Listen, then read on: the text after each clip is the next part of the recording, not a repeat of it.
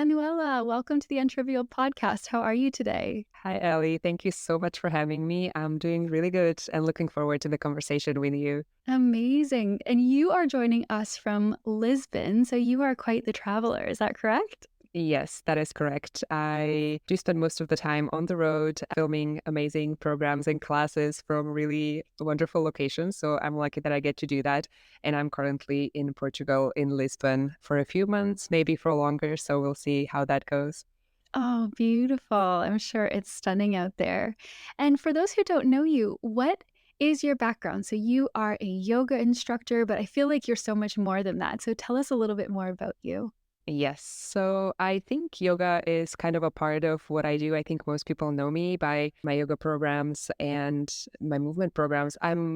I would call myself a movement teacher, I guess, not kind of just thinking about movement as yoga, but also as mobility practices, as somatic practices, and we'll dive into what that means as well. But I've been moving for many, many years. I started yoga when I was 18, I think, and I haven't looked back since. I've done many sports on a very high level as well. So I really cannot stop moving. I move all the time. And I just really love to share my passion for movement and especially for mind body movement and everything that it kind of has to do with a more, not necessarily spiritual, but more inward looking kind of way at doing movement and moving your body as opposed to the kind of fitness craze that everyone has been subjected to in the past few decades, really. Yeah, that's so true. And I think yoga, especially, is one of those practices where it's very slow, it's very thoughtful, it's very in touch with kind of your breath and your breathing. So that is so true. You mentioned somatic exercise, and that is something I really want to get into with you today. So, how would you describe what somatic movement or somatic yoga is? Yes. So I would say it in very simple terms. Somatic movement is basically the mind body connection. So it is very much yoga, but it is very much traditional yoga, which is not necessarily what we get to practice these days. I feel like in the Western world, yoga these days is just going to one class after the other just to get the burn and just to like be more bendy and really compete with yourself, compete with others. It's also becoming one of those fitness crazes as well, which is not what true yoga is. True yoga is supposed to be the union of the physical, the spiritual, the mental, and everything together. And I think somatics is a new kind of Western science that is bringing back everything that our ancestors already knew and were already practicing. That you cannot just go into movement and completely shut off your mind, and neither can you do the opposite, you know? So everything is integrated, everything is connected.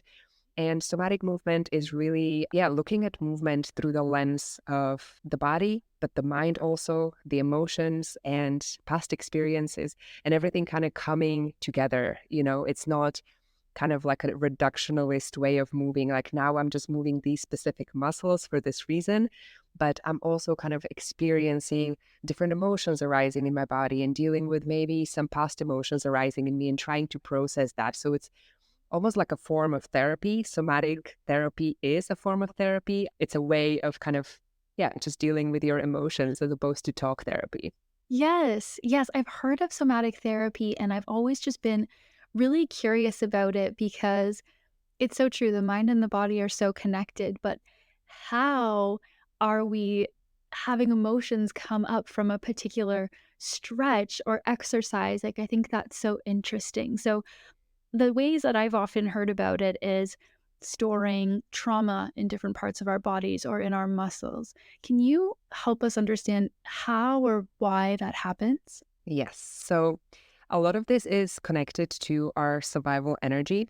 And trauma is not what happens to us at the given moment. Trauma is what lingers in our bodies afterwards and how we interpret a certain event or experience, right? So if we're, for example, too young to process something that happened to us, that is something that will get stored in our tissues because our mind cannot process it. So whatever our mind cannot process Mm. gets stored in the body, potentially for later, so that we can deal with it. However, oftentimes what we see is that we don't really develop this knowledge. We don't really develop the skills to deal with that even at a later point.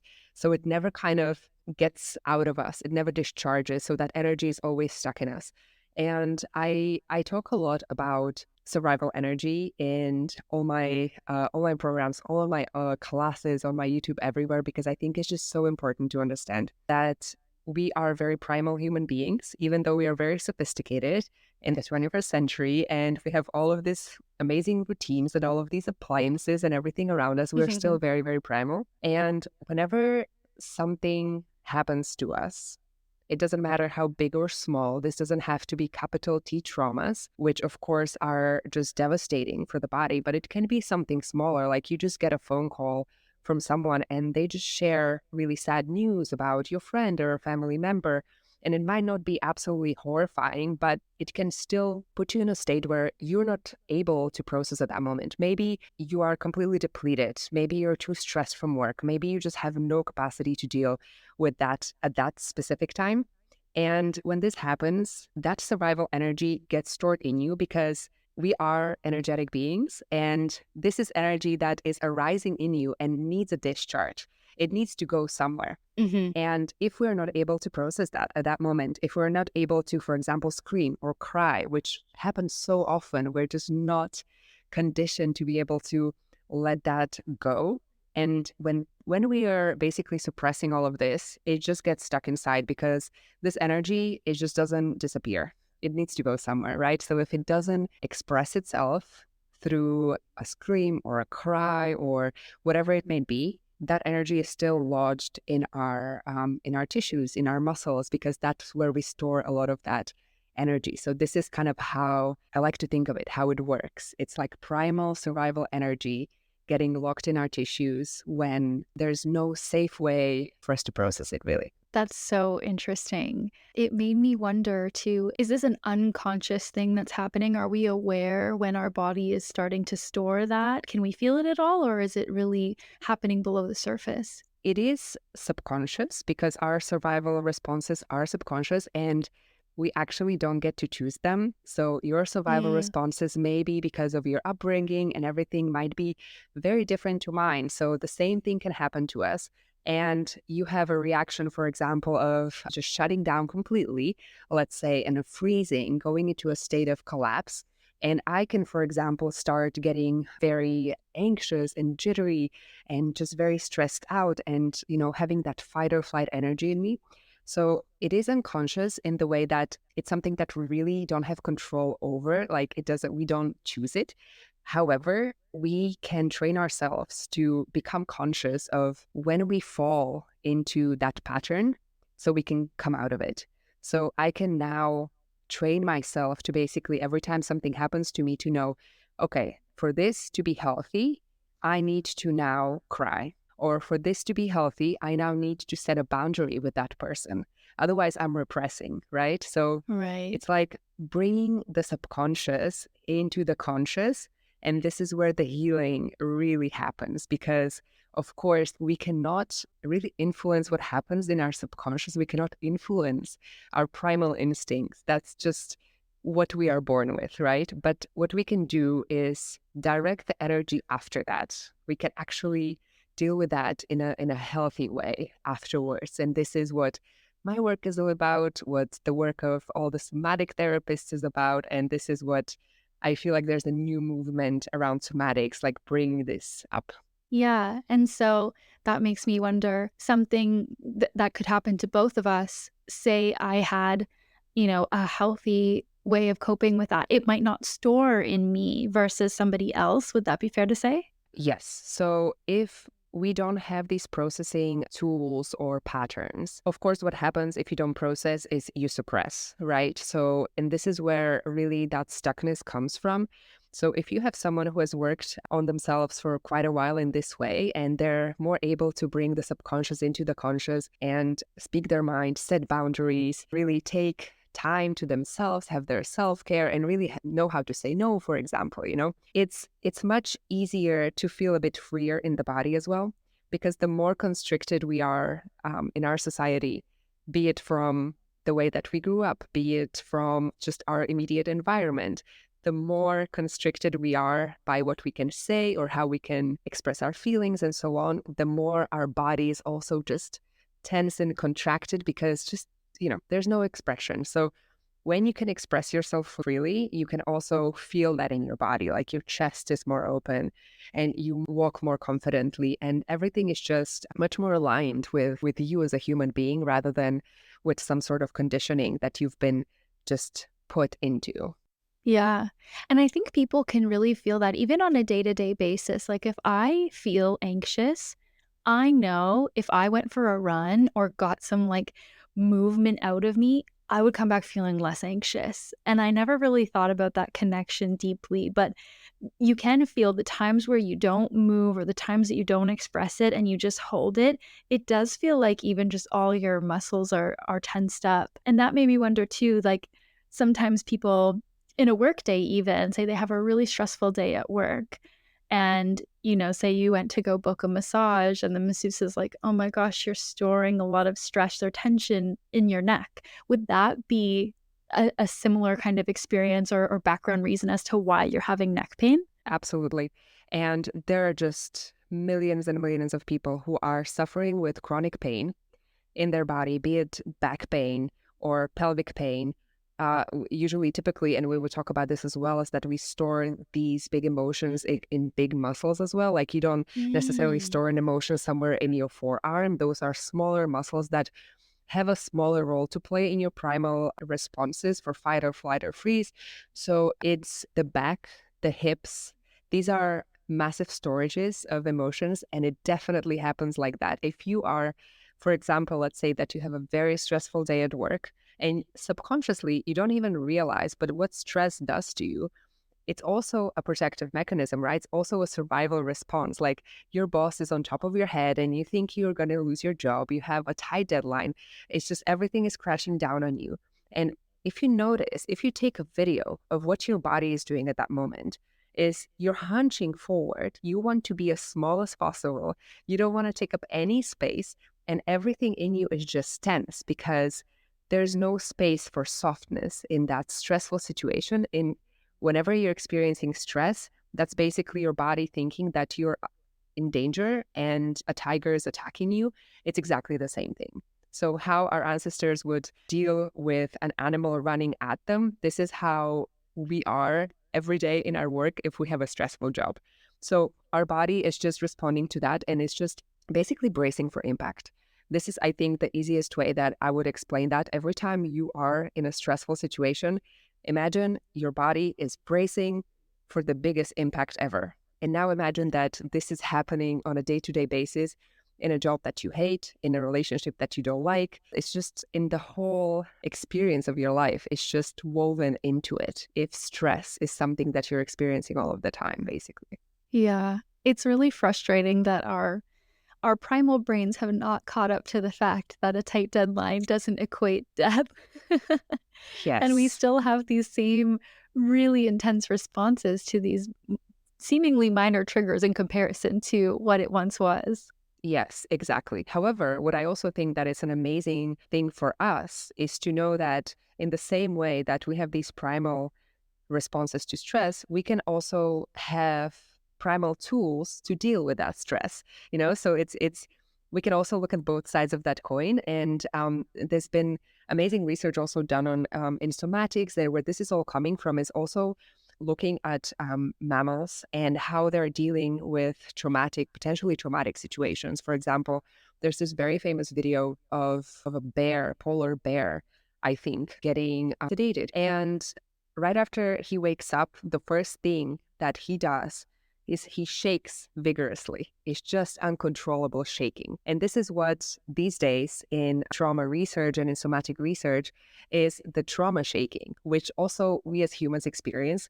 Many of my students experience it in the programs with hip opening or back opening. And it's just such a beautiful natural reaction to completely discharge whatever extra energy there was held in the body during that event. So for that bear, that was a shocking event to go through, right? But the first thing that he did after waking up is shake it all off. And you might see this with your dog as well. Dogs do this all of the time. If they get like maybe attacked by another dog or something happens, immediately they will shake like very vigorously and almost uncontrollably. And this is to expel stress out of their body. And we know that animals do this. And yet we as actually animals as well have forgotten how to do that completely. Like you just don't, you wouldn't shake, right? Yeah, it's not Mm-mm. a natural reaction that you would even think about, but it does happen. And it's one of the most amazing discharges that you can have of any stuck energy in your body. Yeah. Oh my gosh, shake it off. It's a real thing. It's so much deeper than Yes. what we use it as a turn of phrase. Yes, it is actually, yeah, it goes very, very deep into our primal instincts. It goes very, very deep into like everything, right? It's based on something. It's not just a Mm. saying, it's really good for our bodies to do that. I was wondering too, I've also seen classes, you know, there's yoga classes, but there's also these really interesting breathwork classes popping up kind of in my city and around where you're encouraged to, you know, breathe loudly or scream or sigh or get these big noises out. And I'm wondering if that's connected. Is that another way to discharge or expel energy? Yes, so vocalization is also very much connected to what is called the vagus nerve, which is the longest nerve in your body, which just goes basically through most of your body. And there's a lot of connections in your gut as well. And vocalizations is one of the easiest way to kind of access that. And the vagus nerve is responsible for putting you into your rest and digest state, which is exactly the opposite of your fight or flight state. So Mm. whenever you're just experiencing a lot of this fight or flight activation, what you want is to get into, okay, now I'm digesting, I'm resting, there is no threat, everything is okay. So the vagus nerve is responsible for that. And many of us, especially in the 21st century, we have a very dysfunctional vagus nerve because so often it's just underused. There's no vagal tone. We don't really know how to get into that rest and digest state. We're always activated at the very top. And vocalization is an amazing way to just activate it because vocalizing is basically vibration in your body.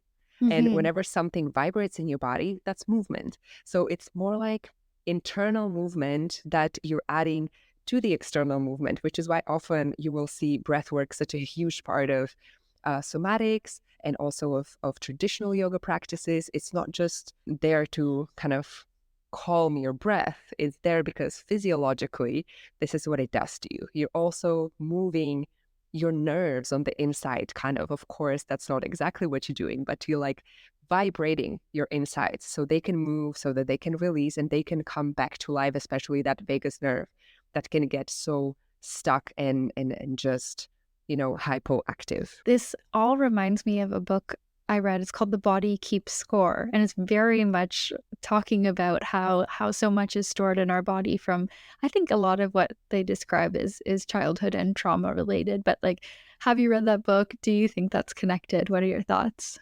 Yes. So Basil van der Kolk, who wrote that book, is one of the main researchers and people who are behind somatics. So him and Peter Levine and Deb Dana are just wonderful, wonderful people to learn from. They have so much knowledge and they're at the forefront of what I see as the new way of movement, of therapy, of dealing with emotions, not even for people maybe who don't feel like they need therapy, but just for everyone, really. Like, again, going back to the fact that you don't need to have experienced capital T trauma, but everyone has some sort of emotions still stuck in them for whatever reason. Maybe you think you cannot speak your mind. Maybe you think that you're not good enough. Maybe you think that you don't deserve something. It's just like we all have something that needs to be expressed better. And somatics is just such a wonderful way to do that without actually having to kind of dig into necessarily why that is happening, if that makes sense.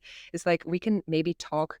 I'm not a therapist, but I can speak as to the difference between, for example, talk therapy and somatic therapy and how that is different in a way that what I see in a lot of my students is that they have experienced a lot of trauma and talk therapy just hasn't worked for them, or maybe they're doing talk therapy as a side to doing somatic therapy and to movement because it allows them to work on their stuckness, on their emotions without revisiting memories.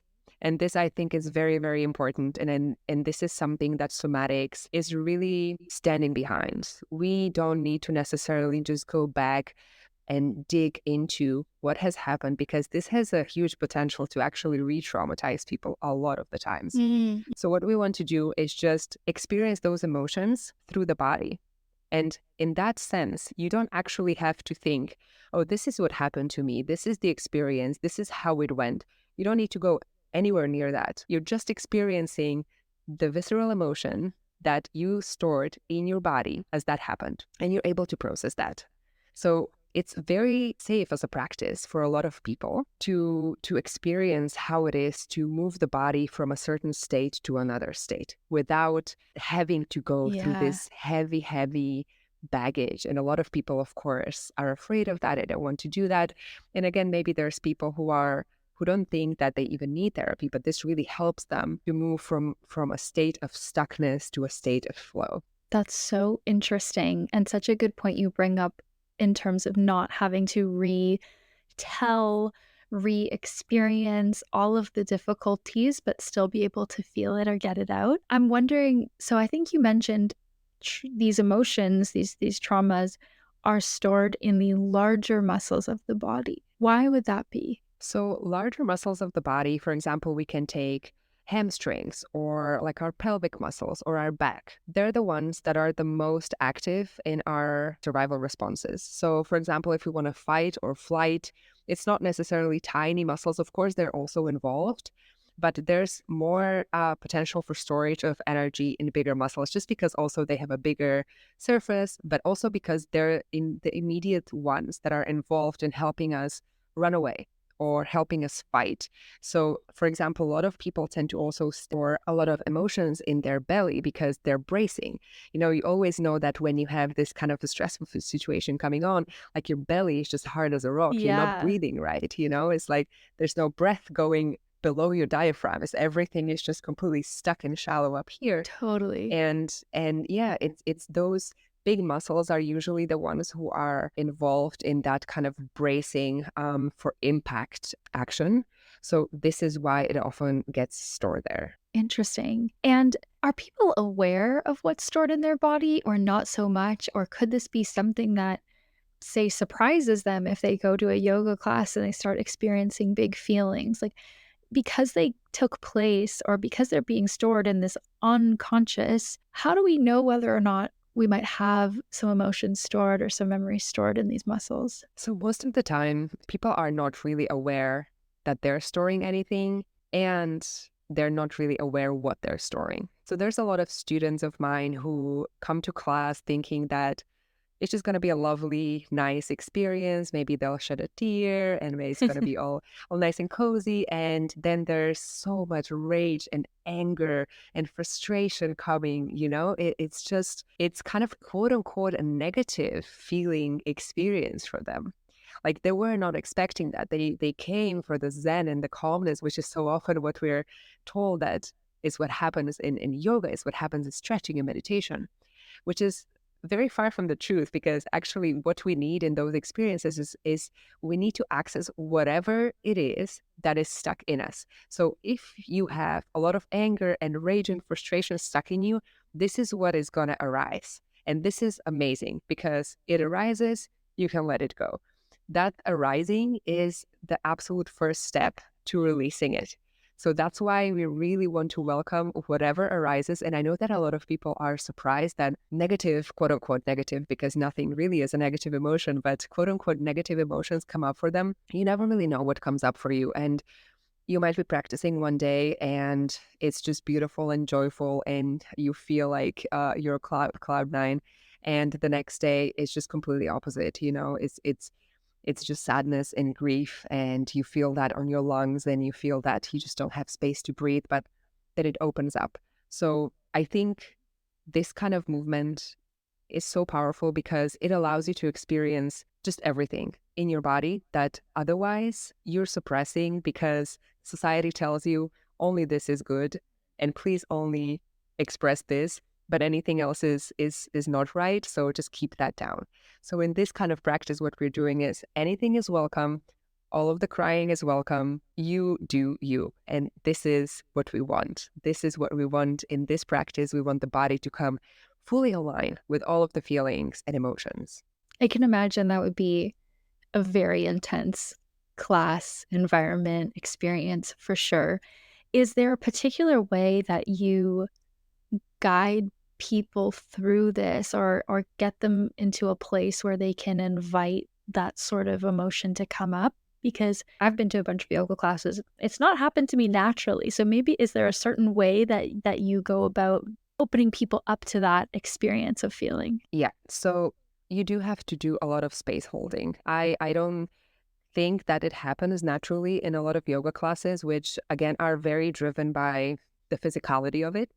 So there's not a lot of space holding there just because it is all about the body. And what we want in classes that I do and also other somatic teachers and movement teachers that they do is we want to invite the emotions. And for the emotions to come to the practice, you need to create safety. And everything here is very much, actually, this is all trauma informed.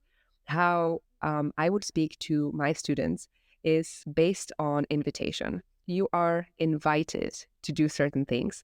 You are invited to do this pose, or maybe not. You're invited to close your eyes, or maybe not. We need to basically practice choice. Because Mm, if I tell someone now, remember the time when you felt the most rage ever, or remember the time you were the happiest. This is me telling people what to do, and especially for traumatized people, this is really something that will just lock them up further, and you will not get anywhere. What we need to do in spaces like these is basically practice choice and give choice to people so they can say, yes, this feels comfortable, or no, I don't want to do that.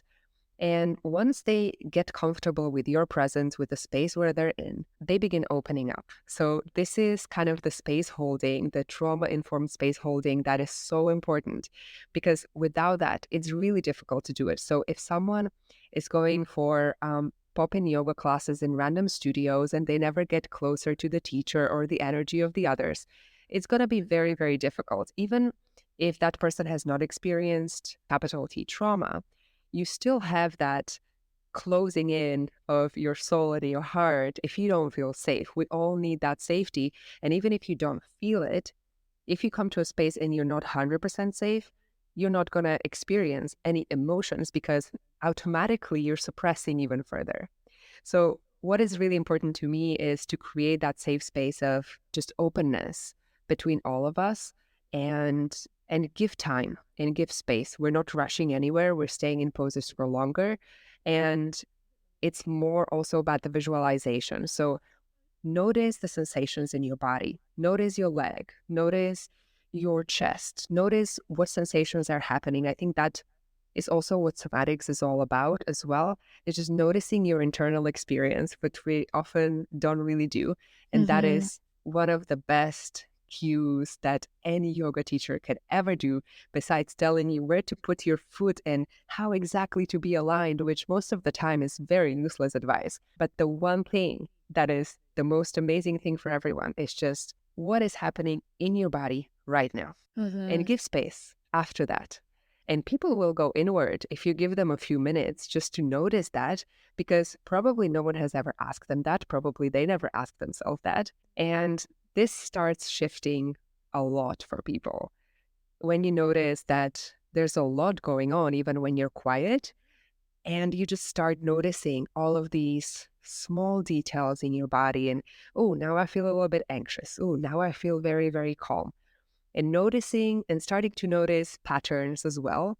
And once you do that, you're just at the top of your world. You know, you can do anything because now you know exactly when you get anxious. Now you know exactly when you get calm. Now you know how to do the right practices to facilitate that calm whenever you get anxious. So it's very empowering.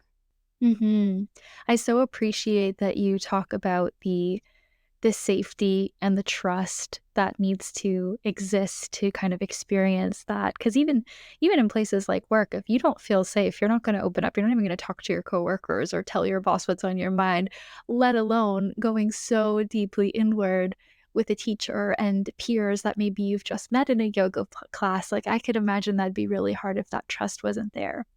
And it made me wonder, when you're teaching, do you do these in almost like retreat styles where people have multiple exposures to you or multiple classes to really go deep? And how long might it take someone exploring in this way to make a breakthrough or get to that place where they're experiencing something? Yes. So, strangely enough, and this might really seem strange because this kind of work that I do, I teach my students online.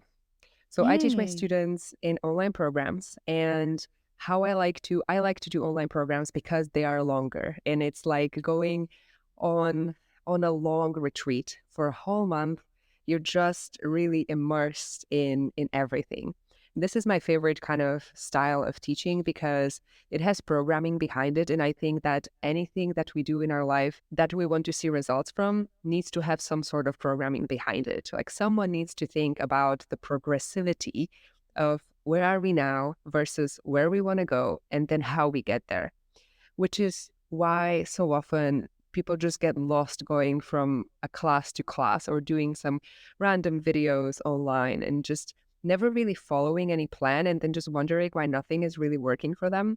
Right. Well, most of the time, it is just the fact that it's not consistent enough for your goals. It's like today I'm doing this, the next day I'm doing that. So if you know that you have a certain goal, for example, you want to, I don't know, release a certain emotion from your body, like you've been feeling extremely anxious for the past half year and you just don't know what's going on. There needs to be a plan for you to take in order to get to more calm, right? So I teach my students through online programs. They are mostly 1 month long, but most students keep redoing them all of the time. So for months and months, for half a year, for a year. And I found that that's just the most amazing immersion for everyone because you really learn the movements. And once you learn the movements, you can go deeper inside of the emotions, inside of your soul, basically. It's no longer trying to figure out, oh, where do I put this foot, or versus like how is my alignment. It's more about now, okay, so I got this. I know how to get into this pose, into this stretch. And now I'm kind of following more the visualization of that. So we do, yeah, longer immersions where people really can have that safe space to open up. And to your question that you were asking, like how long it takes for someone to have a reaction, or any result basically from this, it really depends from person to person. We have students that after the first class, they are just nonstop crying on the mat and releasing so much and just feeling so much lighter at the end of that, because it's like a weight of their shoulders was just dropped because of one class, because of a good cry that they really needed to have finally for maybe months or for maybe years. And this is like the pressure valve, like something just got opened in your body because you didn't know it was there. Something just opened and oof, it just came out. And because we have that safe space, because you're doing it in the comfort of your own home, and I really encourage you to make it as cozy and as beautiful as possible, and the environment is just so nice, you're able to be like, it's just okay, yeah, I'm gonna feel it. What else is there to do? No one's here watching me. Yeah. And she's telling me it's okay to cry. Probably everyone else is crying. We have a wonderful community online as well, where everyone is sharing their experiences.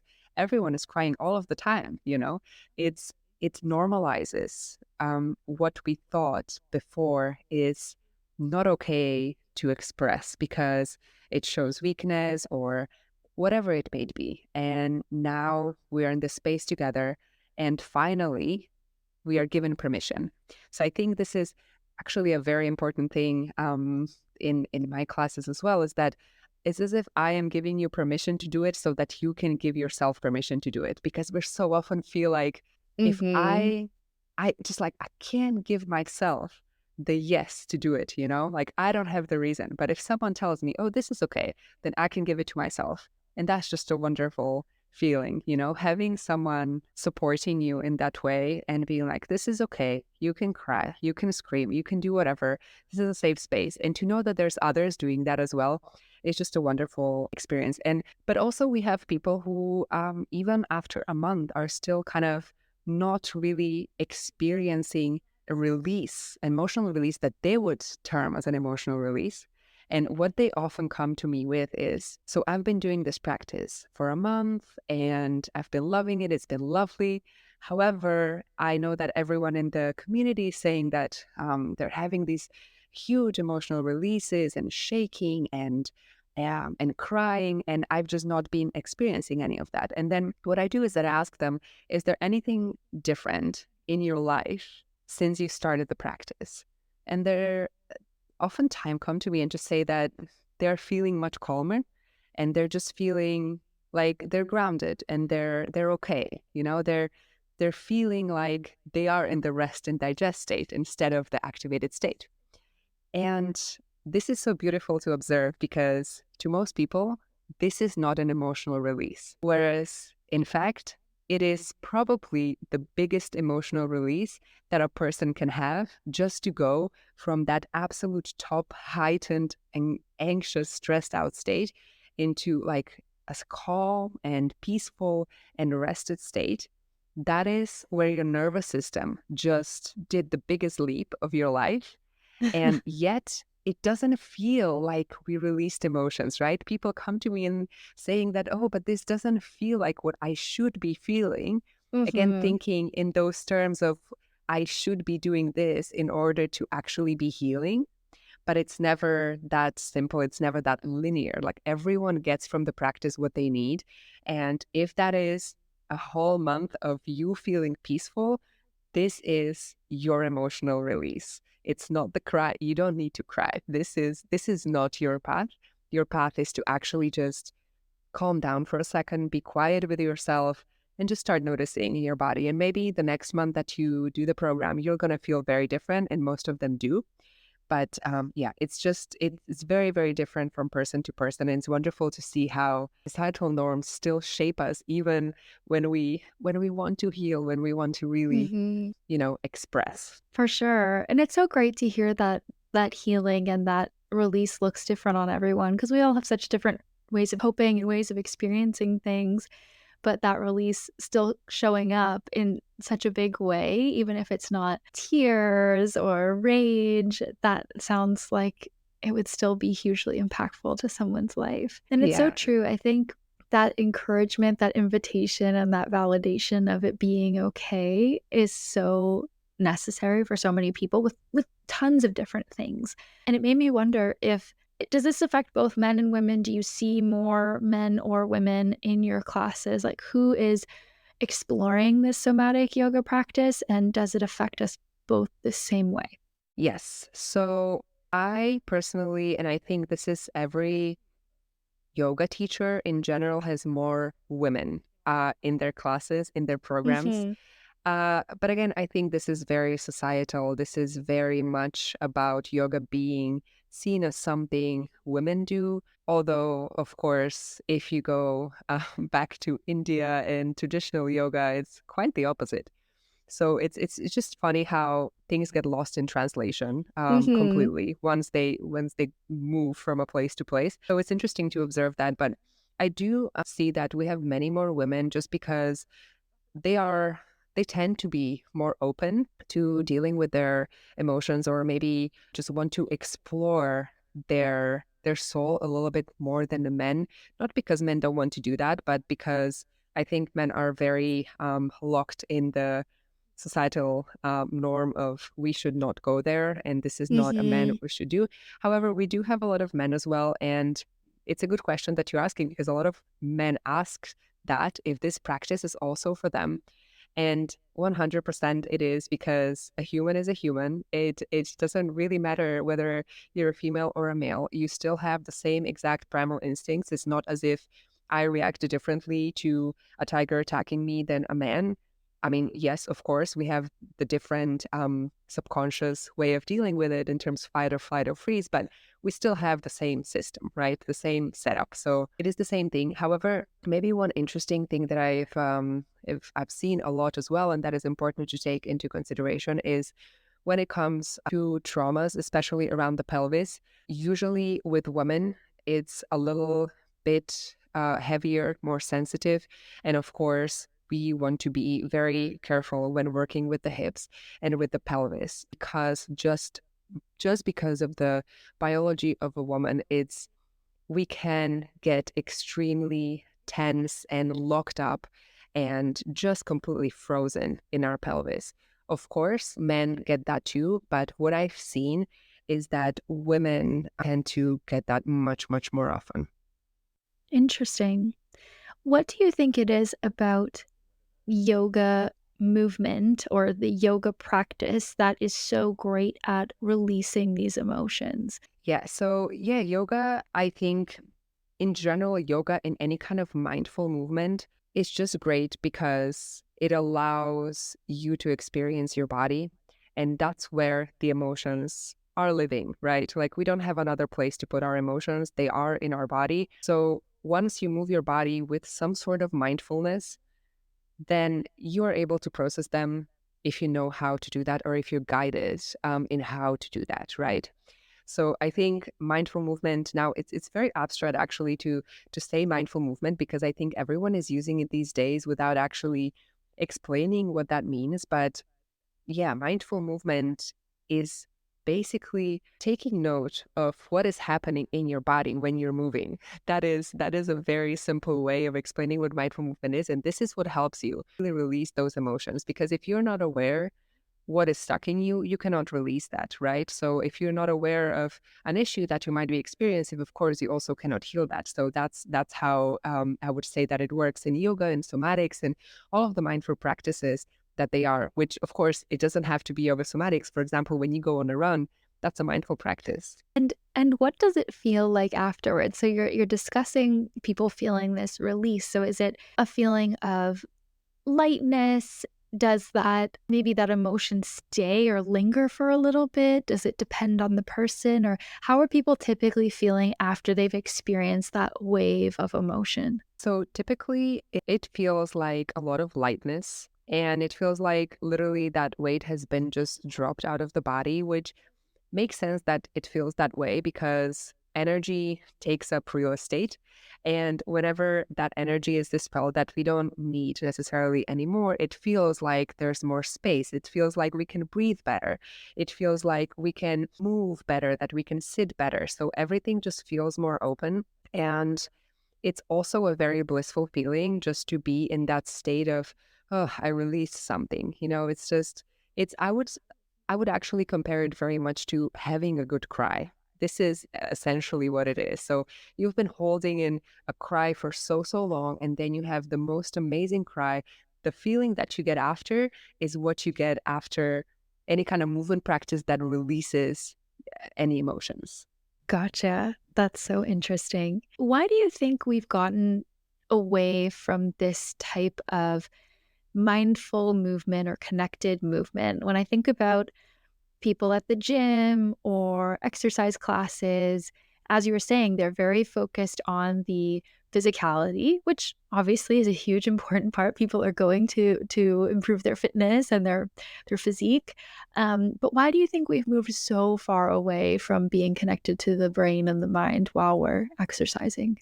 So I think maybe very philosophically, this goes back into very reductionist ways of thinking about how the human body works. And modern medicine also has a role to play in that, how we basically split up the body in this is what the heart does, this is what the lungs do, this is what the mind does. And everything is just nicely split up into all these separate compartments, right? And of course, it's very useful for us to, for example, do science and experiments and so on. But it is very not useful in terms of seeing the body as an organism and in seeing how everything is very much interconnected. And I think this kind of, spread into mass culture as well, and then add to it the whole obsession of aesthetics and looking good and having to go to the gym. And now everyone really feels like this is an absolute necessity because, of course, you cannot exist in this world without looking your absolute best, which is just another complete illusion of what we've Mhm. been fed, basically. And when you combine these kind of views and this kind of almost brainwashing very much, it's very easy to get completely detached of what actually movement is. And it's exactly what you said at the beginning, that you never actually realized how a run can help you discharge that anxious energy. So, for example, I go do my practice in the gym every single day, and yet it's a spiritual practice for me. It's I'm there, and everyone else is just like doing their movements and using the machines and being like just very, looking at themselves in the mirror, which is exactly what the gym experience wants you to do. It wants you basically to just keep reaffirming that this is how you look, this is how you should look, and so on. That's why there's so many mirrors. Like everyone is constantly comparing themselves with something. However, there's a different way. Like you can also do that with completely disregarding the mirrors. You can go inward and you can do that practice as an inward spiritual looking practice, because anything that you do with the body has the potential to be very spiritual and very ceremonial almost. So even if you do squats at the gym, or even if you go for a run outside, or if you do whatever, if you tune inward and actually zone out from your phone, don't watch any TV while you do that, it's amazing what you notice in your body. And it is difficult to do that. People actually don't want to do that because now you start noticing, oh, I'm feeling really crappy today. And I'm feeling like there's a lot of jealousy, for example, coming up on me, or I'm very frustrated at my partner or my boss, or I'm really sad that this promotion didn't happen for me. And these things are very difficult to deal with. It's much easier to just look at your notification on your phone or scroll on Instagram while you're, on the bike and the gym or whatever. So I think this is another reason why we've moved so far away from just experiencing movement as something that is healing, because it can be difficult and we don't like difficult things. We prefer to just be distracted by social media. So it's another thing just added to it. So there's, of course, just a lot of stuff that compiles. Of course, nothing lives in a vacuum by itself. Right. That made me wonder too, because I think for a lot of people, and myself included, one of the things that really can help me in terms of my workouts is music and listening to really upbeat, really energizing music if I was, yeah, on a run or doing like heavy lifts.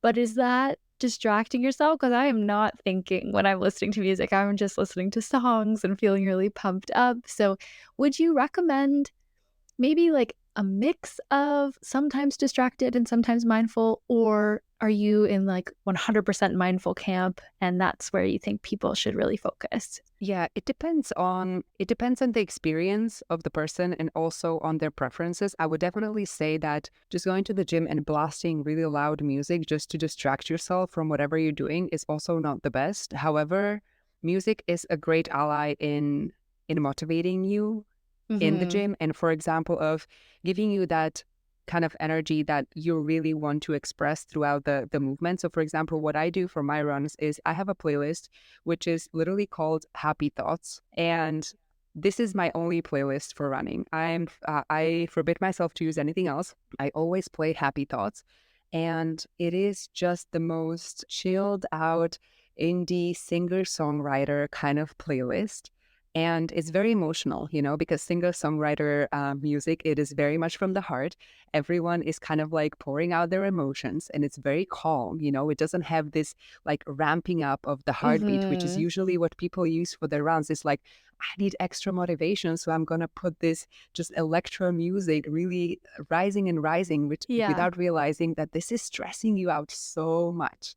And you're going to crash after that. Like it feels nice while you're doing that, but it's like coffee, after a little bit, you're just calming down really low, and then your whole day is shitty just because you had that nice little spike, which is great, maybe sometimes when you really don't feel like doing that kind of exercise. But most of the time I feel like it's, especially if we want to work on mindfulness and if we want to work on releasing some emotions or expressing whatever is stuck in us, it's just better to kind of keep the heart rate and everything in a calm, nice state, which is why I use a playlist. And I just listen to it, and I'm listening to lyrics, and I'm kind of experiencing the emotions, and I'm looking around me and I'm enjoying the landscape, and I let my mind wander, I let my mind wander into the landscape, into how my body feels and so on.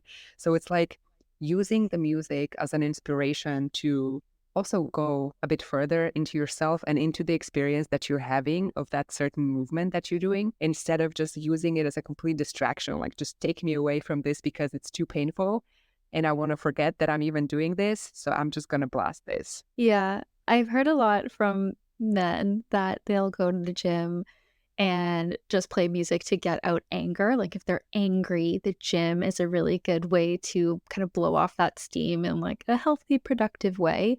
It made me wonder if that kind of somatic practice works in reverse. So if you're releasing physically that anger or that frustration and you come out of it feeling calmer, like have you processed that emotion at all through the body? And, like, will that help from the emotional side, or is that just kind of a quick release and you've still got some stuff bottled up?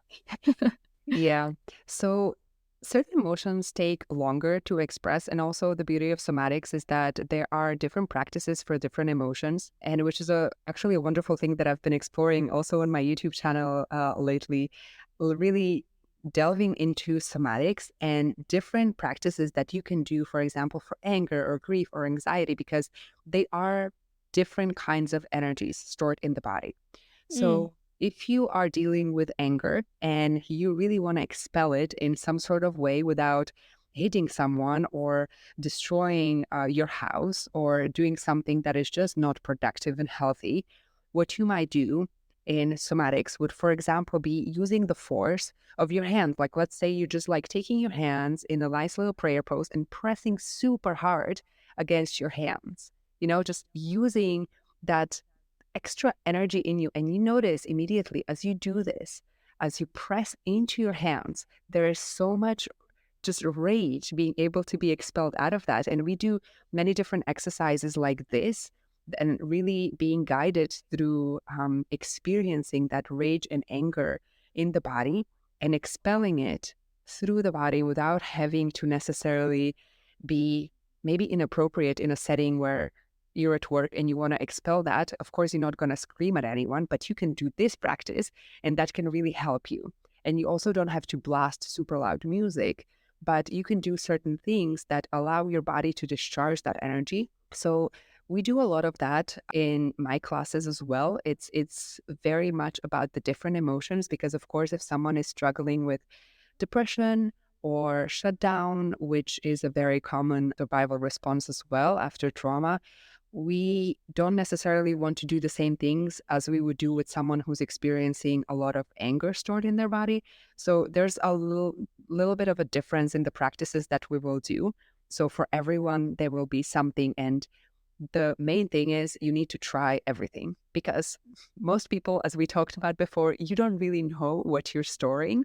So I might think that I'm storing a lot of anxiety, but actually maybe that's not anxiety. Maybe that's a lot of anger, or it's just like I need to try things and I need to see what feels the best for me right now, do more of that, and the rest maybe come back to later. So it's just like trial and error and figuring out what works for you, what doesn't. And it's a very easy practice to get into. Like maybe you just need 5 minutes and you can just sit on your couch and do it. You don't even need a yoga mat. You don't need a space. It's just a very low entry kind of practice for everyone. So even if you have your friends who feel like they have a lot of anger and they need to go to the gym, maybe they can just do 5 minutes of somatics and see how that shifts it immediately. It's something for the majority of people instead of just for those who already do movement, because that's already quite a niche group of people. And of course, what we want is for everyone to be able to benefit from this, not just from people who are movers necessarily. mhm. I love that it's yeah, it's so accessible and the practices can be really possible for people who are maybe newer to the space. And that's so interesting that there's different types for different feelings and emotions that come up. So if you're the type of person who knows exactly what you want to work through or exactly what's bringing you down, you can almost direct your practice specifically to meet those needs. That's so cool. Yeah. Yeah, it is very targeted. It is definitely more targeted that if you go to a generalized yoga practice, right? That you don't necessarily know what you're going to be working on. Yeah. When we were talking about anger and people using the gym to process their anger, it made me wonder about people who intellectualize their feelings. So I've heard a lot of one of my best friends is a therapist, and she'll talk about intellectualizing as opposed to feeling, and as a way to sort of rationalize it. Your brain processes it, but you don't actually feel the emotion. You've made sense for you, but you don't feel it. And it could that type of person who's a rationalizer and intellectualizer still store emotions in the body as well? Or is that a way to kind of process them out? Yeah. So that's a great question because actually those two things are very, very different. I would say that you can still rationalize and intellectualize as much as you want, whatever you are feeling. However, that is not dealing with the emotion. So there's actually quite a big difference between emotions and feelings. Emotion is, let's say, hunger. You haven't eaten for 5 hours and your belly starts growling and you get an emotion of hunger. This is a very primal thing that just happens. Now, you cannot control it. Like this is just what happens in your body. This is an emotion. It's the same way when you see something potentially dangerous to you, you feel fear. This is an emotion. However, when you start intellectualizing, for example, about your hunger, you might think, oh, why is this happening to me? Oh, maybe I haven't eaten in too long, maybe I shouldn't eat because I'm on a diet and so on. You start intellectualizing and rationalizing something, and that becomes a feeling. So let's say that you felt hungry, but now you convinced yourself that you shouldn't eat more because let's say you want to lose weight, and now you feel maybe shameful. You feel just frustrated, or maybe you feel down or depressed because of the state that you're in. This is now a feeling based on a simple emotion. So it's different levels of experiences in our body, and the brain is basically very good at dealing with feelings because this is the story, right? This is the brain creates a story around the hunger which happens in the body. So now the hunger means something else besides just hunger because then, oh, I don't want to eat this piece of bread because maybe I shouldn't, because society tells me I shouldn't do this, and so on. So the whole story that you fabricate around it is something that your brain does that creates these feelings in you, which are most of the time not really that very natural. They're just conditioned in your body. However, what is the most natural is the fact that I just felt hunger.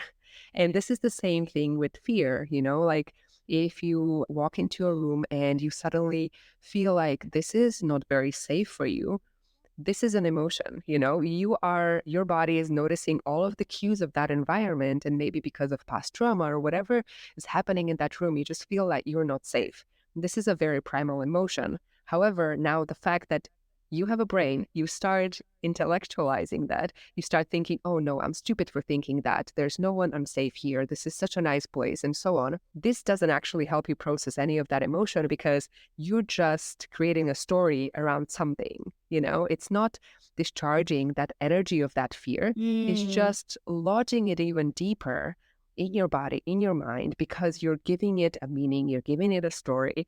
So that energy is still somewhere circulating in you. So what we try to do with somatics is kind of like the energy is arising in me, expel it if I don't need it.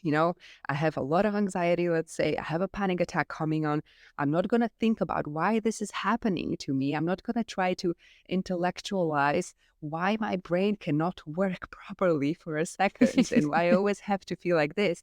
No, I'm going to have a little practice where for a few minutes, I'm just gonna jump and shake and like really jog in place. And this is my somatic practice, and I'm gonna discharge that energy without intellectualizing.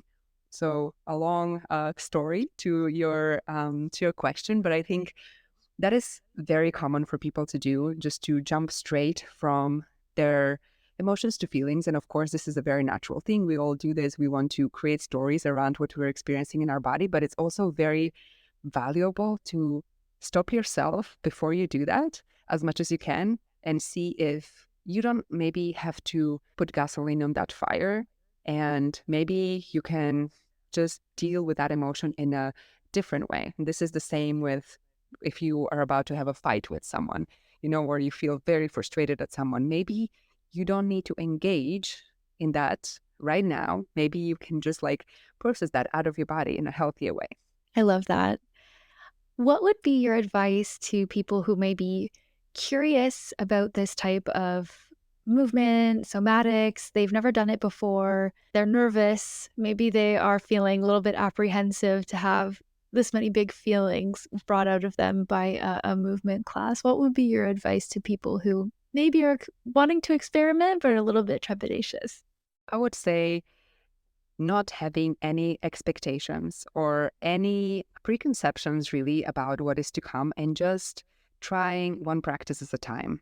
Not thinking that now I'm dedicating my life to somatic therapy or now I'm going to start doing this in order to heal. Imagine that you want to just try something new, like try a new hobby and really kind of dropping the need to cling to that because so often when we want to try something new, we feel like we have to carry on through with it because that's what a society tells us as well. Like if we pick up a new hobby, we should keep going because, I mean, if we don't, then we just flake, right? So what we want to do with the movement practice is kind of the same, but then that gives so much stress and anxiety to people that they have to keep going and they have to be consistent and they have to do this day after day because otherwise they won't heal. And that is not necessarily true. It can literally just be doing 5 minutes a month. And this is the starting point. There's no expectation of you to show up. There's no expectation of you to do an hour long yoga flow or anything. This is just coming into the present moment with yourself, maybe doing a practice on YouTube without signing up to absolutely nothing, not giving your email or money or anything to anywhere. There's absolutely no need to get kind of stuck into it before you know if this is something that's for you. So like no strings attached is what I would say. It's and say that to yourself, like you're just trying this out, no strings attached, no one is forcing you, and this is just something to test out. Yeah. Is somatic movement for you a part of your daily practice? Very much. Very much. And I think at this point, it is very much kind of interwoven into basically my day to day, not just setting aside time to do that as a practice, but also whenever there's a certain emotion arising, it's just like, how do I get that out of my body right now? So it becomes very automatic almost in the same way that it would be very automatic for me before to suppress it and not to express that. But now that voicing of what my body needs is more of like a minute to minute practice, right? So whenever something comes up, you can discharge that. And I think this is what a lot of people also aspire to, and they want to get to that. And I just want to make sure that people understand that this is very doable. This is not something that you only get to if you become a yogi after 50 years of practice. This is just about being able to listen to your own body and to the experiences that are coming up in you. So for me, it's really a day-to-day kind of thing from the moment of waking up and listening to myself. Do I need more sleep?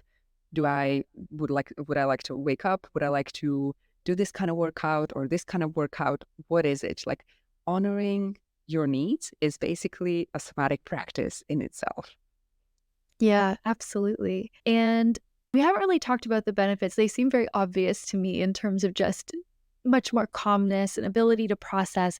But what do you hear people come to you with saying, this has done X for me? Or like, what are those benefits that you're hearing about from integrating this type of practice into your life? It is very much about taking control of their bodies in the sense of there was a lot of chronic pain, let's say. And that chronic pain has never been solved by any doctor just because there's nothing technically wrong with the body. There's Mm. nothing misaligned, there's no issue. And there's a lot of people who come to me very desperate. And I was one of these people.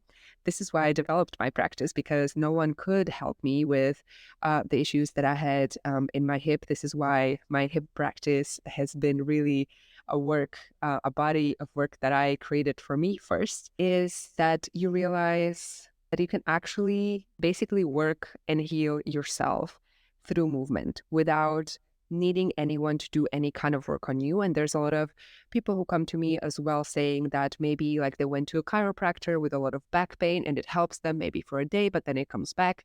However, they do movement and it doesn't come back. And of course it doesn't, because whatever is internal stays longer. Whatever is external is just like a band-aid, right? We need something from the inside to actually help address the issue that we're experiencing rather than just like placing that band-aid on there. So movement is definitely really medicine in so many chronic pains and aches that people are experiencing. Even back to what we were talking about at the beginning, that when you're very stressed in your shoulders, then back and neck, everything gets compressed. The same happens also with the hips and with the core, with the belly and everything. It's just getting that constant chronic tension just because there's not enough emotional release, not enough expression, not enough voicing of needs, and not enough listening to the body.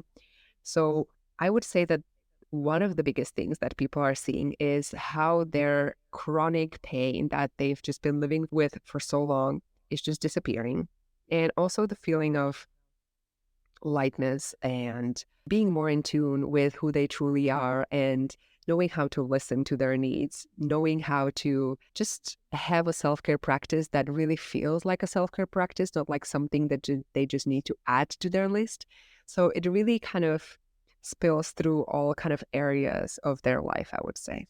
I love that. Let's talk a little bit about your hip opening program. And I feel like a lot of women store tightness or pain or just tension in their hips. So could you tell us a little bit just about your program specifically? Yes. So my program is called Hips Like Honey, and really that is the idea. I would like everyone that joins it to feel like their hips went from solid and tense into feeling like honey. So there's softness, there's ease, and there's just freedom in their hips. And we have men, we have women in the practice. They're all loving it and they're all releasing just so much tension and emotions from there. We have lots of artists who are finding their creativity after so long being stuck in that just tense pelvic energy, because we have so much creativity stored there, especially as women. And when that is opened through all of these practices that we do together, the world also opens for you. So it is just beautiful to watch how people are actually finally integrating like a movement practice into their day to day, and they're able to find a moment of peace and calm in their day. So it's a whole month program. So everyone is kind of doing it in their own time whenever they have time. But most of the time, everyone is just, powering through because they're really seeing the benefits of that. And most of it is really just holding space for emotions. I would say that that's like 90% of it. Yeah, we do amazing movement, wonderful movement, but just being able to say, I now have 20 minutes just for myself out of my busy day. And finally, someone tells me that it's okay to feel whatever I can feel. This is just priceless. Even if we did no movement whatsoever, even if I was just there for 20 minutes a day saying, okay, now we just come to the present moment and we just be without any distractions, no kids, no responsibilities, no whatever, I think that would be still the most powerful thing ever. That's so true, and that's so beautiful. I couldn't agree more. Where can people find you, find your programs, get connected if they want to learn more? Yes, so they can go to my site where I have all of my programs. We'll put the link in the description, hopefully, because my name is quite difficult to pronounce. Yes, it's www.manuelamitevova.com, and also find me on Instagram on Manu Mitevova. I believe that is what the handle is. So yeah, I am pretty lively on Instagram as well. And also, I want to mention YouTube, which I talked with you a little bit about because I'm posting a lot of new somatic practices there that people can try. And again, it's very short and sweet practices that they can just explore and see whether somatics is something that they would like to delve in. Amazing. Yeah, and we will link YouTube, Instagram, and the website down below. Last question for you, Manuela. If people could take one thing away from you, your message, our conversation today, what would you want it to be? Try to take a moment in your day when you're not doing anything, even if that's just 1 minute, when you're not doing anything, and just notice what is happening in your body. That is just my invitation to everyone listening right now and seeing how that can transform completely your experience of your life. And it doesn't really require much. It's just maybe 30 seconds or 1 minute just tuning in and noticing what's happening in your body in terms of how's your breath? Do you feel pain or tension anywhere or anything that might arise? Just this has so much potential for healing. And I hope that your listeners can find the time to spend maybe just a moment doing that. Yeah, I think we could all benefit from even that minute, but also that 20 minutes you even mentioned to really focus on ourselves and our wellness. Manuela, thank you so much. Thank you very much for having me, Ali.